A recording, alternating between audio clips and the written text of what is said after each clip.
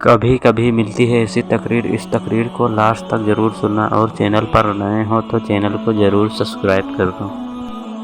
ایک بزرگ فرماتے ہیں کہ میرے گھر پہ تھوڑا کچھ کام ہو رہا تھا، میرا مکان بن رہا تھا تو مجھے مزدوروں کی ضرورت تھی۔ میں نکلا مزدور تلاش کرنے کے لیے، مجھے ایک مزدور دکھائی دیا، میں اس کے قریب گیا، میں نے کہا بھائی کیا آپ مزدوری کرو گے؟ تو اس نے کہا میں یہاں اسی لیے تو بیٹھا ہوں تاکہ مجھے کوئی آئے مزدوری پہ لے جائے، مجھ سے کام کرائے، مجھے پیسے دے دے تاکہ میرا خرچ چل جائے۔ کہا ٹھیک ہے چلو بھائی۔ اس مزدور کو وہ بزرگ اپنے گھر لے گئے کام کرنے کے لیے، تو اس نے کہا میری کچھ شرطیں بھی ہیں۔ تو اس اللہ والے نے کہا کیا شرطیں ہیں بتاؤ؟ شرطیں تو مالکوں کی ہوا کرتی ہیں، مزدوروں کی کیا شرطیں ہیں؟ کہا آپ کی جو شرط ہے وہ آپ رکھو اور ہم انشاءاللہ اسے مانیں گے۔ تو اس نے کہا میری شرط یہ ہے کہ دنیا 4 دینار پر مزدوری کر رہی ہے، میں صرف 3 ہی دینار لوں گا۔ کہ یہ تو بہت ہی اچھی بات ہے کہ تم 3 دینار لوگے، سب تو 4 دینار پر راضی، سب تو 4 دینار لیتے ہیں اور تم 3 ہی دینار پر راضی ہو، تو اس سے خوشی کی اور کیا بات ہے؟ کہ سنو دوسری میری شرط یہ ہے کہ تم کوئی سوال کرو گے نا تو میں اس کا کوئی جواب نہیں دوں گا۔ کہ یہ کیسی شرط ہے کہ میں تم سے سوال کروں گا اور تم جواب نہیں دو گے؟ کہ کوئی بات نہیں، تو پھر کسی اور سے کام کروا لو، بہت مزدور مل جائیں گے۔ کہ چلو کوئی بات نہیں تم کام کرو۔ کہ ایک اور بات ہے، ایک اور شرط ہے۔ کہ وہ کیا ہے؟ کہ جب اذان ہوگی تو میں کام کو ہاتھ بھی نہیں لگاؤں گا، جب اذان ہوگی تو میں تمہارا کام بند کر کے اور بس اللہ کی عبادت میں لگ جاؤں گا، اللہ کی عبادت کروں گا، فراغت کے بعد پھر تمہارے کام میں لگ جاؤں گا۔ اس نے کہا ٹھیک ہے۔ اس اللہ والے نے کہا ٹھیک ہے تم کام شروع کرو۔ وہ کام شروع کرنے لگا، کام کرتا رہا، اور 1-2 گھنٹے کام کرنے کے بعد ادھر ظہر کا ٹائم قریب ہوا، اذان ہونے لگی۔ جیسے ہی اذان اس نے سنی کام چھوڑ دیا، تو جیسے ہی نماز پڑھنے کے لیے اس نے قدم بڑھائے، ہاتھ میں پھاوڑا تھا اور مٹی ہٹا رہا تھا، تو کچھ مٹی رہ گئی تھی۔ تو مکان مالک کا بیٹا آیا، اس نے کہا کہ یہ مٹی ہٹا دو پھر چلے جاؤ۔ کہ دیکھ مجھ سے بات نہ کر، تیرے باپ سے میں نے بات کر لی ہے کہ جب اذان ہوگی تو تیرا کام چھوڑ دیں گے اور بس اللہ کی عبادت میں لگ جائیں گے۔ اس نے کہا ٹھیک ہے بھائی جاؤ۔ وہ چلا گیا۔ جانے کے بعد ظہر کی نماز ادا کی، نماز ادا کرنے کے بعد واپس آ گیا۔ اس اللہ والے نے کھانا دیا، کہا تم کھانا کھا لو، اس کے بعد پھر کام شروع کرنا۔ اس نے کھانا نہیں کھایا، کہا میرا روزہ ہے، میں روزے سے ہوں۔ اب رمضان شریف نہیں تھے، وہ اس کا نفلی روزہ تھا۔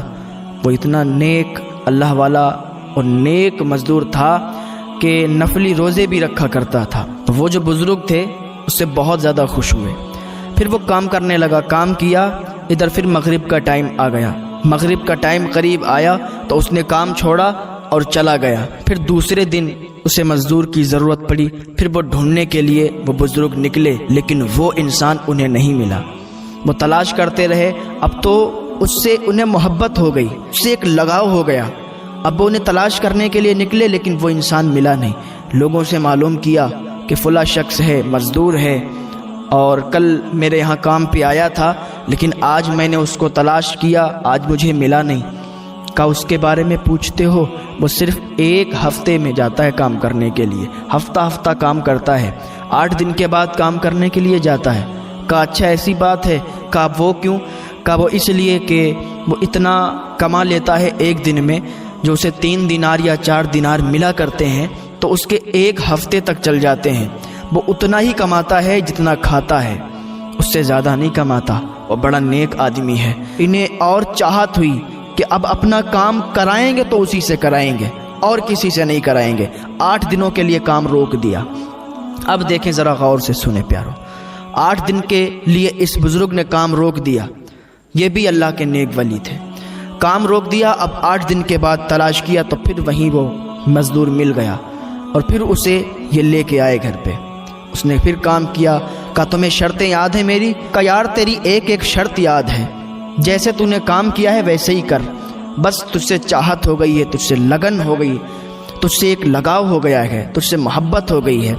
تو اس نے کام کیا اور کہا میں ہفتے کے ہفتے کام کرتا ہوں، اگر آپ کو کام کروانا ہے تو ہفتے کے ہفتے کروں گا۔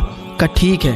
اس نے ہفتے کے ہفتے کام کرنا شروع کیا، کئی ہفتے کام کیا، اور ایک دن ایسا ہوا کہ وہ نہیں آیا۔ 2 ہفتے گزرے، 3 ہفتے گزرے، وہ کام پہ نہیں آیا۔ اور یہ جو بزرگ تھے انہوں نے تلاش کرنا شروع کیا، تلاش کرنا شروع کر دیا۔ اس کو پوچھتے، گلی محلے میں جا کے پوچھتے کہ بھائی ایک مزدور ہے، وہ ہفتے کے ہفتے کام کیا کرتا ہے، کیا آپ نے کہیں اسے دیکھا؟ کیا آپ نے کہیں اسے دیکھا؟ لوگوں سے معلوم کرتے، لیکن لوگوں کو اس کے بارے میں معلوم نہیں چلا۔ یہ ڈھونڈتے ڈھونڈتے آخر کار اس جگہ پر پہنچ گئے کہ وہاں پر ایک انسان کو اس کا پتہ معلوم تھا۔ اس نے بتایا، اس نے کہا اگر اس کو تم ڈھونڈ رہے ہو، اس کے پاس جانا چاہتے ہو تو چلے جاؤ جنگل کے کنارے، قبرستان کے پیچھے ایک گلی ہے اور اس کے پیچھے کھنڈروں میں ایک گھر بنا ہوا ہے، اس میں وہ ملے گا۔ وہ اللہ والے تھے، وہ بزرگ چلے گئے وہاں پر، گئے، دروازہ کھٹکھٹایا، اندر سے آواز آئی، کون؟ کہ میں وہی ہوں۔ پورا اپنا پتہ بتایا، کہا اچھا تم ہو، آ جاؤ اندر۔ اندر گئے، ملاقات ہوئی، بات چیت ہوئی، دیکھا کہ بہت زیادہ بیمار ہے، بستر علالت پر پڑا ہوا ہے۔ اس مزدور نے کہا کہ آپ اللہ کے نیک بندے لگتے ہو، آپ سے میں ایک عریضہ پیش کرتا ہوں، ایک کام ہے آپ سے، اگر آخری ٹائم پر آپ میرا کام کر دیں گے تو بڑی مہربانی ہوگی۔ کا بتاؤ کیا کام ہے؟ کا کام بس اتنا ہے کہ میرے پاس ایک انگوٹھی ہے اور میرے پاس یہ کچھ پیسے ہیں، یہ جو پیسے ہیں اس سے میرا کفن لانا، اور یہ انگوٹھی ہے یہ بادشاہ ہارون رشید کے پاس پہنچا دینا۔ جب اتنا سنا کہ بھائی ایسی کیوں بات کر رہے ہو؟ کہ ہم بات ایسی نہیں کر رہے ہیں، اب ہمارا ٹائم بہت کم ہے اور آج ہی رات میں میرا انتقال ہو جائے گا، جتنا میں نے کہا ہے آپ سے اگر اتنا آپ کر سکتے ہیں تو ٹھیک ہے۔ کہا میں آپ کے لیے اتنا کر سکتا ہوں۔ وہ گئے، ان پیسوں کا کفن لیا، لینے کے بعد ابھی انگوٹھی ان کے پاس ہی رکھی ہے، گھر پہ گئے، رات کاٹے نہیں کٹتی، کربٹیں بدل رہے ہیں کیونکہ صبح اس کے پاس جانا ہے۔ اور جب صبح ہوئی تو بھاگتے ہوئے دوڑتے ہوئے اسی مزدور کے پاس پہنچے، دیکھا تو وہ انتقال کر چکا تھا، وہ اس دنیا سے جا چکا تھا۔ آپ نے اس کو کفن پہنایا، نہلایا دھلایا، کفن پہنا کے اس کو دفن کر دیا، اس کی قبر تیار کر کے اس کو دفن کر دیا گیا۔ اب انہوں نے دیکھا کہ انگوٹھی دی ہے، سونے کی انگوٹھی ہے۔ کہا یہ مزدور انسان، اس کے پاس سونے کی انگوٹھی کیسے؟ کہا چلو بہرحال اس نے تو بتایا نہیں کہ یہ کون ہے۔ گئے بادشاہ ہارون رشید کے پاس، اور اس نے بتایا تھا کہ جب تم بادشاہ ہارون رشید کے پاس پہنچو گے اور اگر تم یہ کہہ دو گے کہ اس کی امانت ہے تمہارے پاس، وہ تم سے بات کرے گا، تمہیں بٹھا کے پوچھے گا کہ کیا امانت ہے، تب تم یہ انگوٹھی اسے دے دینا۔ کہا ٹھیک ہے۔ بادشاہ ہارون رشید کے پاس وہ بزرگ جانے لگے، گئے دروازے پر، بادشاہ ہارون رشید کے محل کے دروازے پر جب پہنچے تو بادشاہ ہارون رشید سے ملنے کی التجا کی کہ بادشاہ ہارون رشید سے ملنا چاہتے ہیں، تو دربانوں نے روک لیا، ملنے نہیں دیا۔ پھر کہا جاؤ اتنا کہہ دو کہ ان کی امانت ہے میرے پاس اور وہ امانت دینے کے لیے ہم آئے ہیں۔ بادشاہ ہارون رشید نے جب اتنا سنا بھاگتے ہوئے آئے اور ایک کونے میں لے گئے۔ کہا بتاؤ کیا امانت ہے؟ کہا آپ کو یہ ایک انگوٹھی ہے، اس کو دینے کے لیے ایک مزدور انسان نے کہا ہے۔ کہا انگوٹھی دیکھی تو تڑپ گیا، کہا یہ انگوٹھی والا کہاں ہے؟ انگوٹھی تو اس نے بھجوا دی پر یہ انگوٹھی والا کہاں ہے؟ کہا انگوٹھی والے کا انتقال ہو گیا ہے۔ جب اتنا سنا بادشاہ ہارون رشید نے تو دہاڑے مار کے رونے لگے۔ تو یہ بزرگ انسان کہنے لگے بات کیا ہے یہ تو بتاؤ، نہ اس نے بتایا نہ تم نے بتایا، چیخ مار کے رو رہے ہو، بات کیا ہے؟ وہ تمہارا کون ہے؟ وہ مزدور انسان ہے، مزدوری کر کر کے کھاتا تھا، آپ اس کے لیے رو رہے ہو؟ کہ تمہیں معلوم نہیں وہ کون ہے؟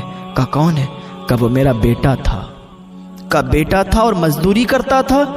کہ تمہیں معلوم نہیں؟